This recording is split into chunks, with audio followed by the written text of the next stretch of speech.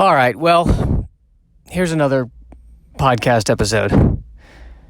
That was the, in some ways, that's actually my favorite introduction for a podcast so far. That felt the most honest.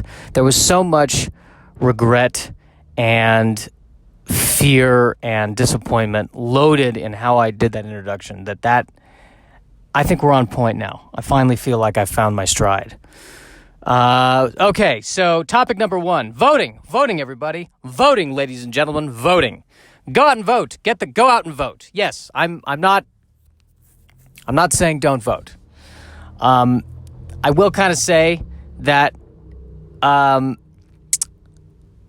in California, don't get me wrong, it's important to vote. It is very important to vote. Very important to vote. In California, maybe a little less important. I know. Don't hit me. Don't hit me. It's just that, we have the choice between, for the Senate, a Democrat or a Democrat.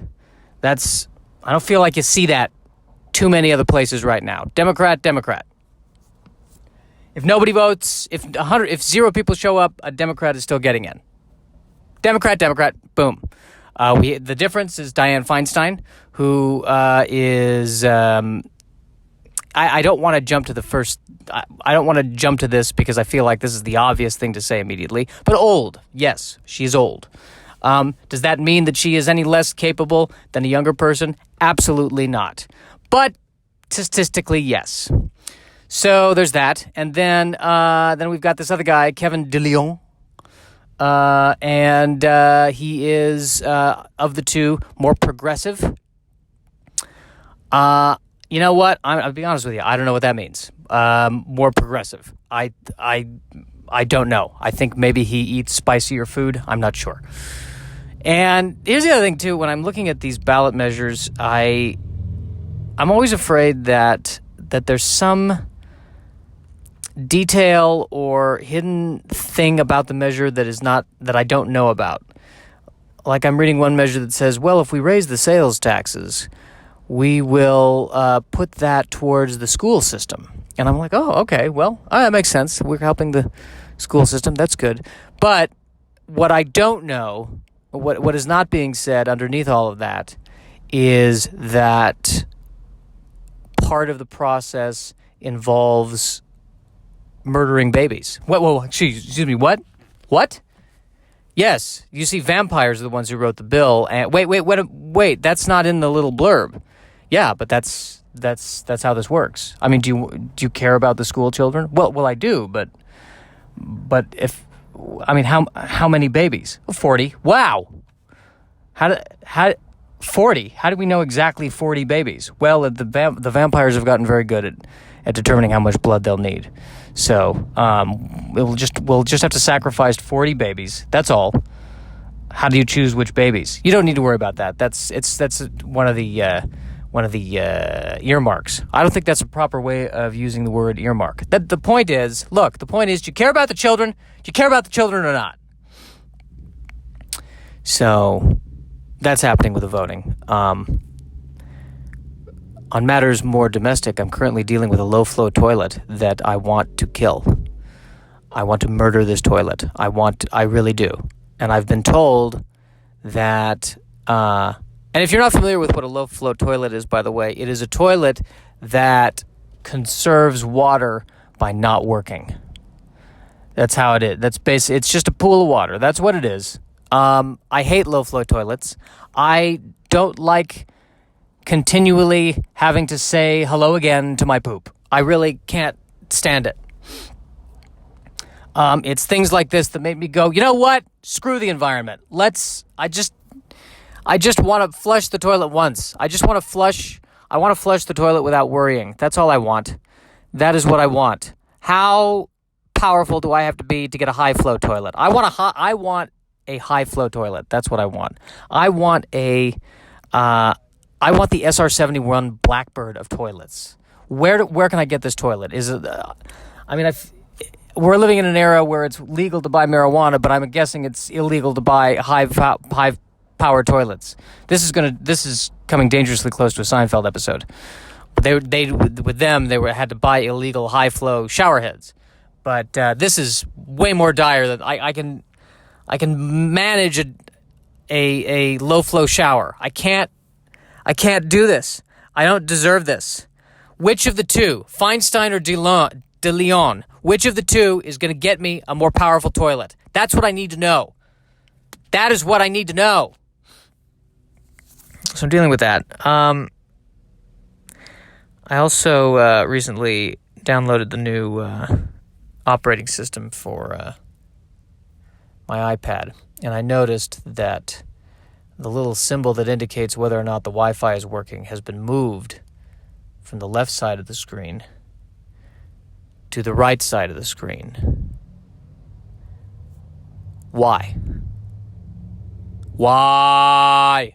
Why? Why? Why? Why? Why? What? Why? It feels to me like Tim Cook every now and again is coming into my apartment and just moving something. I'm like, Tim, what are you doing here? Oh, don't mind me. I'm just going to move your wallet from the left side of the room to the right side of the room. Why are you doing that, Tim? Oh, you'll like it better. I liked it where it was. Listen. Hey. Raise your hand if you're Tim Cook. That's right. You're not Tim Cook. I'm Tim Cook. Apple knows best. Okay? Apple knows best. Yeah, but can I have the option to put my wallet back on the other side of it? You have not been given permission to speak. The wallet is moving to the other side of the room. After all, you signed the terms and conditions, didn't you? Yeah, I guess I did. Can you at least explain to me why? Why? Why does the sun rise? Why does the sun set? Oh, I think it's something to do with physics. I did not give you permission to speak. You've gotten very, very melodramatic in the few moments that you've been in my apartment. That's my thinking there. All right, I'm beginning to feel like this podcast is becoming more and more a de-evolution, or not de-evolution, a throwing myself into a nervous breakdown. That's what I try to do. I try to record nervous breakdowns and then share it to the people. And hopefully that will be good enough for me to one day get a sitcom. That's the plan. Maybe that's the problem. Maybe that's been the problem with this whole podcast right there, is that I care too much about the money. Man. But I also have this goal. I'm trying to make sure the podcasts are 10 minutes or longer, because they say that for YouTube, the video should be 10 minutes or longer, and then that way somehow more people will see it. That's my understanding. So I gotta spend the last minute here and wrap this sucker up. I miss the 80s. I never thought I'd say that. I never thought anyone would say that, but I kind of miss the 80s. I feel like even the evil people in the 80s were somehow less evil than they are today. It was an era where supervillains had leather couches in their lairs. I just remember that. Leather couches and shoulder pads, and it seemed gentler somehow. It was back in the day when the supervillains would, there was still some cartoonish fun of their plan to take over the world. Like that one James Bond movie where the plan was, I'm gonna flood Silicon Valley. I'm gonna flood Silicon Valley so we can take over all the computer business.